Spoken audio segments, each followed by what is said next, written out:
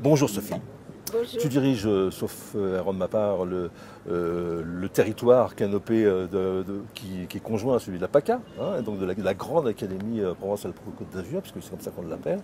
Et si j'ai bien compris, ce territoire, à travers les événements qu'il produit, soit à Nice, soit à Marseille, et l'inspection générale, et l'ADNE, ont lancé un projet commun de construction, de pilotage de ces événements. S'agit-il de ça? Oui, c'est exactement ça. Lorsque j'ai été nommée directrice territoriale de Canopé pour la région PACA, j'ai constaté qu'il y avait deux événements. L'un, Ecritech à Nice, sur l'Académie de Nice, est porté par l'Académie et l'inspection générale, oui, c'est ça. ainsi qu'avec la C'est participation un PNF, de Canopé. C'est un plan de Tout à fait, c'est un plan national de formation. Et puis les rencontres de l'Orme, hein, qui existent depuis plus de 20 ans. Qui sont traditionnellement du domaine de Canopé. Du domaine de Canopé, et complètement porté par Canopé. Oui. Sur l'Académie d'Aix-Marseille, en collaboration bien entendu avec l'Académie d'Aix-Marseille et la DAN d'Aix-Marseille, et pour laquelle nous poursuivons des objectifs de mobilisation de l'ensemble de la communauté éducative. Oui, donc il y a forcément des points communs, des objectifs communs. C'est pour ça qu'il y a cette petite affichette qui rappelle ces rencontres. Et donc, bien entendu, l'objectif c'était de se dire, réunissons nos forces ensemble, travaillons ensemble et co-construisons ensemble un même projet autour de ces deux événements. C'est pour ça que l'année dernière, nous avons mis en place avec Catherine Becchetti-Bizot, Pascal Montreux-Lamourou et les deux académies, un thème commun autour du numérique éducatif. Et quel est ce thème? Savoir, numérique et savoir, s'approprier, scénariser et co-construire.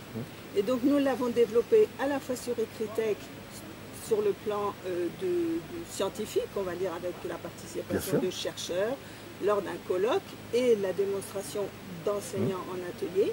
Et nous avons développé ce thème lors des rencontres de l'Orme à Marseille, avec la participation de l'ensemble des acteurs, que ce soit les collectivités territoriales, les partenaires qui sont ici présents à Ludovia, bien entendu l'inspection, bien entendu les écoles, les classes et les professeurs très présents pour participer à cette activité.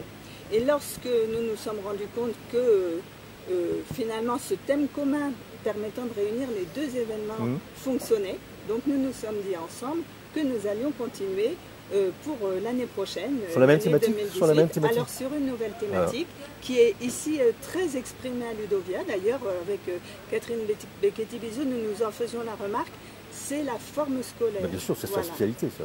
Alors c'est sa spécialité.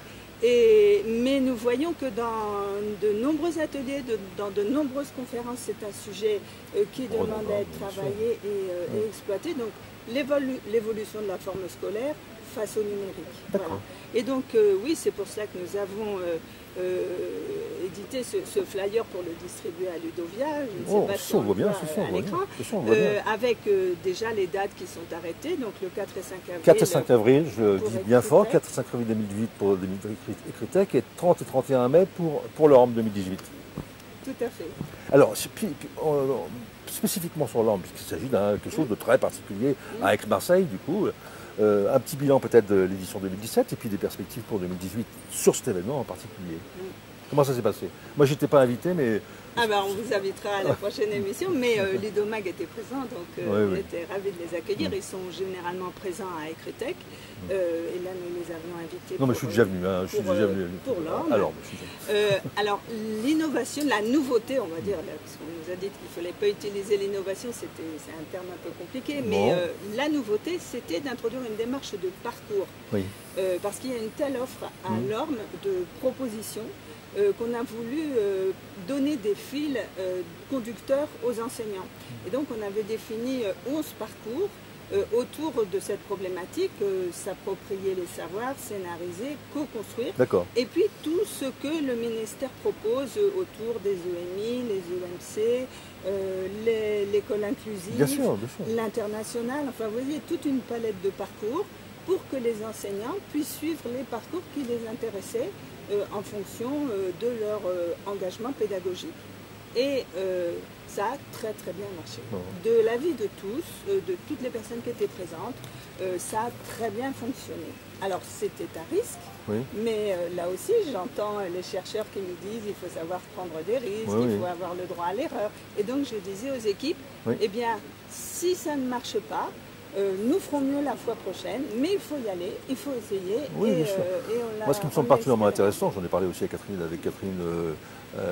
qui me semble particulièrement intéressant, c'est votre réflexion sur la construction des savoirs. Et c'est, à mon avis, au cœur du numérique, plus que la sempiternelle réflexion, qui n'est même pas une réflexion, d'ailleurs, souvent addition de considération, on va dire ça comme ça, sur les outils et sur l'utilitaire. Voilà, moi ça me semblait intéressant qu'on réfléchisse effectivement à ces problèmes de construction des savoirs et des connaissances, qui me semble effectivement plus au cœur du numérique. Ouais. Et alors, pour 2018, Alors vous avez tout à fait raison, hein, qu'il ne faut pas adopter cette démarche sur les outils, il faut Oui. au contraire rentrer dans la pédagogie. Et on voit bien, et là, à Ludovia, moi je suis absolument ravie de participer à ce bien, hein. séminaire d'été. Ouais.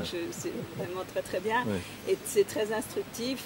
Et on voit bien que nous tournons tous autour de la même idée, c'est-à-dire comment rendre plus attractifs les apprentissages, comment permettre aux élèves de s'emparer des apprentissages, ne plus les laisser statiques toute la journée assis sur une chaise, décloisonner les espaces, veiller au bien-être de bien l'élève, sûr, faire un environnement qui leur permette d'apprendre sûr. et d'être acteurs Bien aussi. sûr, oui. Et donc les témoignages des enseignants là qui sont ici nous disent tous la même chose. Lorsqu'on met les élèves en situation de créer leur propre façon d'apprendre, ils apprennent mieux et les réussites sont là. Donc c'est ce thème-là que nous voudrions travailler autour de l'évolution de la forme scolaire au numérique, parce que le numérique permet le décloisonnement des espaces, une relation nouvelle de l'enseignant avec l'élève, et non plus dans un savoir descendant, mais dans un partage de connaissances.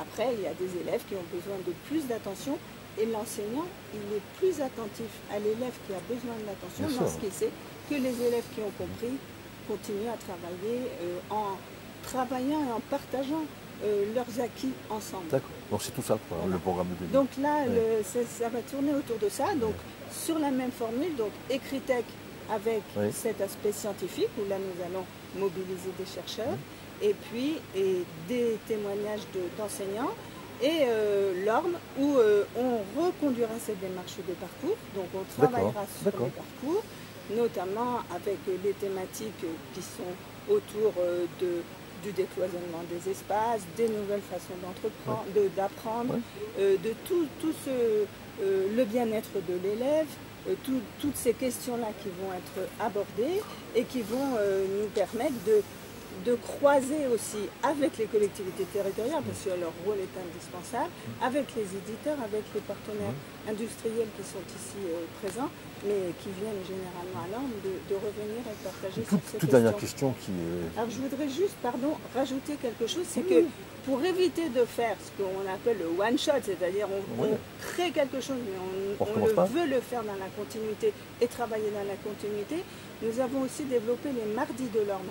Donc les mardis de l'ORM existaient, mais là nous les développons sur l'ensemble du territoire de Provence-Alpes-Côte d'Azur, donc 5 mardis en octobre, novembre, décembre, janvier et février, ou février et mars, jusqu'à Ecritech, qui vont permettre de travailler avec des groupes d'enseignants sur le territoire sur toutes les problématiques qui vont conduire à cette réflexion sur la forme scolaire. Voilà, donc une vraie continuité.